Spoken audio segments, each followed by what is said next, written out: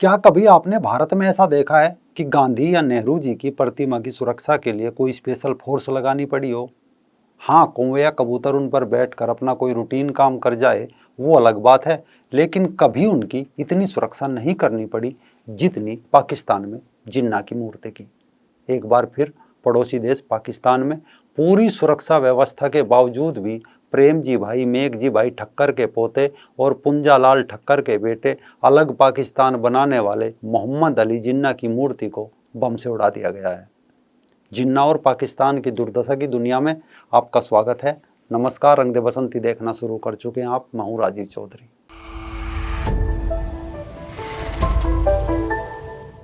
इसी साल जून के महीने की बात है।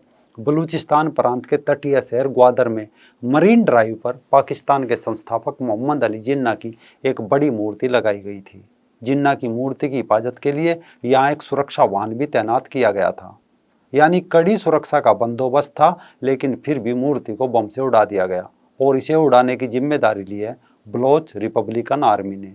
ये वही संगठन है जिसने साल 2013 में जियारत में बने 121 साल पुराने जिन्ना के मकान को भी विस्फोट से उड़ा दिया था।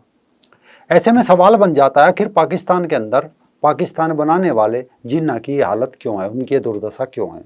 तो इसे समझने के लिए इतिहास के कुछ पन्नों से जमी हुई थोड़ी सी धूल हटाए तो सब कुछ निकलकर सामने आ जाता है। दरअसल भारत पाकिस्तान के विभाजन में तय हुआ था कि भारत और पाकिस्तान दो अलग अलग राष्ट्र होंगे, लेकिन उन रियासतों को लेकर कोई सीधा फैसला नहीं हुआ था जो ब्रिटिश साम्राज्य के अधीन तो थी, पर उन पर ब्रिटिश हुकूमत का सीधा शासन नहीं था। ऐसी रियासतें अपने आंतरिक फैसले लेने के लिए स्वतंत्र थी और कुछ संधियों के तहत ब्रिटिश साम्राज्य का हिस्सा थी। ऐसे में बलूचिस्तान के अंदर कलात, खरान, लोस, बुला, मकरान ऐसी रियासतें थीं जिन पर ब्रिटिश साम्राज्य का सीधा शासन नहीं था। लेकिन रियासतों को यह अधिकार दिया गया था कि ये भारत और पाकिस्तान दोनों में से किसी भी देश के साथ विलय कर सकती है या फिर स्वयं को स्वतंत्र राष्ट्र घोषित कर सकती है। बस यही से इस समस्या की शुरुआत होती है। को जिन्ना की मूर्ति उड़ाने की शुरुआत भी यहीं से होती है। साल था 1947। विभाजन की पूरी तैयारी हो चुकी थी। भारत पाकिस्तान की आज़ादी से 4 दिन पहले 11 अगस्त 1947 को एक प्रेस विज्ञप्ति जारी हुई, जिसमें आने वाली पाकिस्तान सरकार द्वारा कलात को एक स्वतंत्र और संप्रभु राज्य स्वीकार करने पर सहमति बन गई। लॉर्ड माउंटबेटन, मोहम्मद अली जिन्ना, लियाकत अली खान, अहमद यार खान और मोहम्मद कलात, ये वहाँ के प्रधानमंत्री थे, असलम खान आदि की बैठक के बाद एक फैसला लिया गया कि बलूचिस्तान एक स्वतंत्र देश होगा, जैसे भूटान। 14 अगस्त की आधी रात को भारत और पाकिस्तान के विभाजन की रेखा खिंच गई थी। 15 अगस्त की सुबह बंटवारे की खबर भी दुनिया के अखबारों की सुर्खियां बन गई थी। इसी के साथ 15 अगस्त 1947 को ही कलात की नेशनल असेंबली की एक बैठक में ये निर्णय लिया गया कि कलात, पूरा बलूचिस्तान एक स्वतंत्र राष्ट्र होगा और पाकिस्तान के साथ उसका दोस्ताना संबंध रहेगा।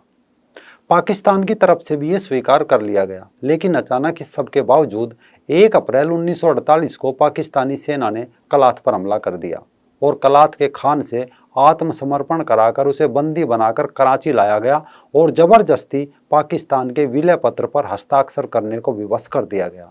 इस प्रकार बंदूक की नोक पर बलूचिस्तान को पाकिस्तान ने हड़प लिया। या कहो, इसी के साथ ही 255 दिनों तक स्वतंत्र रहे एक देश बलूचिस्तान पर पाकिस्तान का अवैध कब्जा हो गया। अब पाकिस्तान का नया नक्शा छपा और उस नक्शे में बलूचिस्तान को पाकिस्तान का हिस्सा दिखा दिया गया। लेकिन इसी के साथ बलूचिस्तान के लोगों ने खान के भाई प्रिंस अब्दुल करीम के नेतृत्व में पहला विद्रोह कर दिया, लेकिन उन्हें भी जल्दी ही गिरफ्तार कर लिया गया। ये जिन्ना की मौत से कोई 6 महीने पहले की घटना है।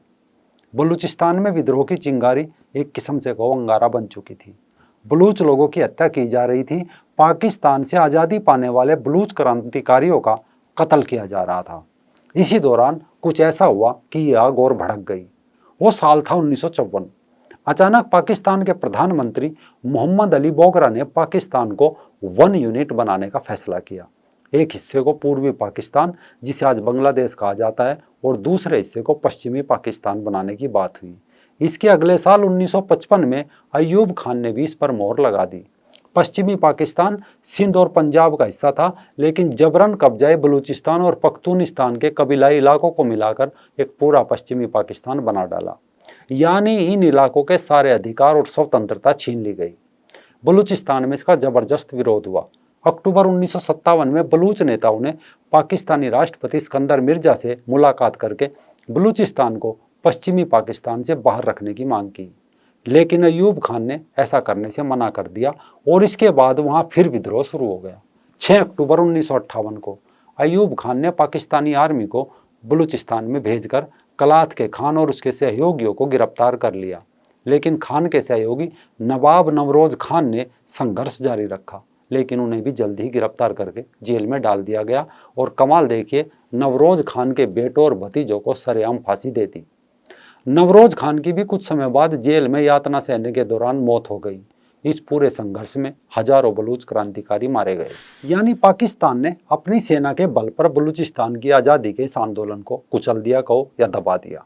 छुटमुट घटनाएं होती रही, पर बलूच लोगों के अंदर उस स्वतंत्रता के विचार को पूरी तरह दफन नहीं कर पाई जो उन्हें 11 अगस्त को अंग्रेजों ने दिया था।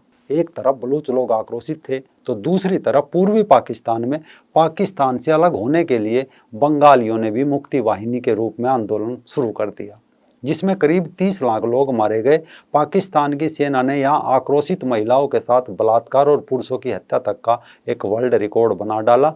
लेकिन मुक्ति वाहिनी को यहाँ साथ मिल गया भारतीय सेना का, और पूर्वी पाकिस्तान से दुनिया के नक्शे पर एक नया देश बन गया बांग्लादेश। 1971 में बांग्लादेश की स्वतंत्रता से खुश हुए बलूच लोगों ने भी अपनी तैयारी शुरू कर दी, और साल 1973-74 में एक बार फिर बलूच लोगों का आंदोलन तेज हुआ। पूर्वी पाकिस्तान में भारत की सेना के हाथों भयंकर शिकस्त खाई पाकिस्तानी आर्मी बौखलाई हुई थी, और भारत से मिली हार के गुस्से को उतारते हुए हजारों बलूच लोगों का कत्लेआम कर दिया गया। दूसरा, इससे पहले 1971 के चुनाव में जहां पश्चिमी पाकिस्तान के सभी प्रांतों में पीपीपी की जीत हुई थी, वहीं बलूचिस्तान में नेशनल अवामी पार्टी की जीत हुई थी, जो कि बलूचों की अपनी पार्टी थी। इस जीत से भी पाकिस्तान बौखला गया था और बलूचों पर आरोप लगाया कि वो ईरान के साथ मिलकर कोई बड़ा संघर्ष करने वाले हैं।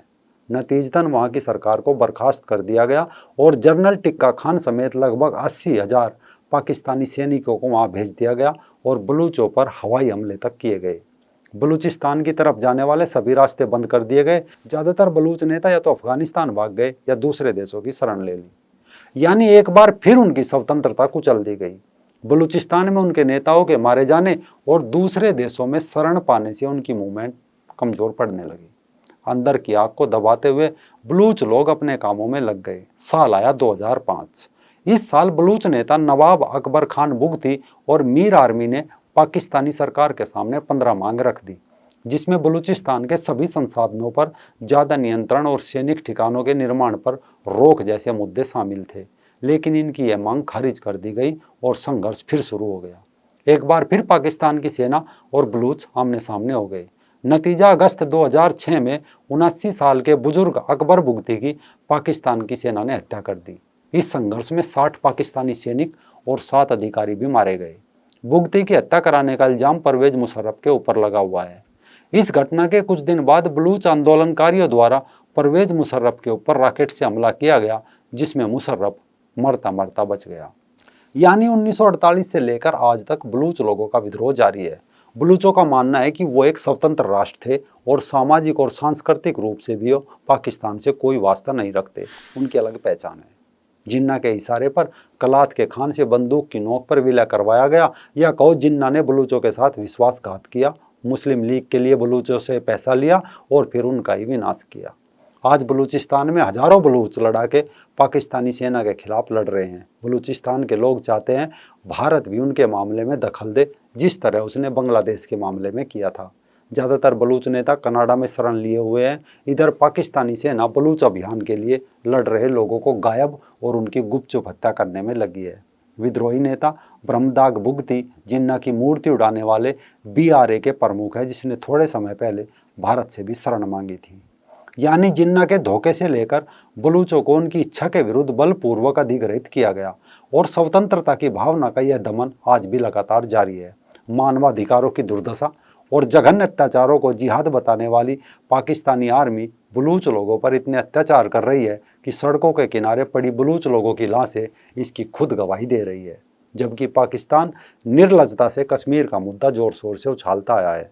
आज जिन्ना की मूर्ति को उड़ा जाना कोई छोटी घटना नहीं है। आवश्यकता है कि अंतर्राष्ट्रीय समुदाय बलूच लोगों की आवाज़ सुने, सशक्ति महिलाओं और मासूम बच्चियों की आवाज़ सुने। जिस तरह पाकिस्तान भारत के दुश्मनों और आतंकियों को अपने यहाँ सरेआम शरण देता है, भारत को भी चाहिए कि वो बलूच नेताओं को शरण दे और जिन्ना से लेकर इमरान खान तक के पाप दुनिया के सामने रखे।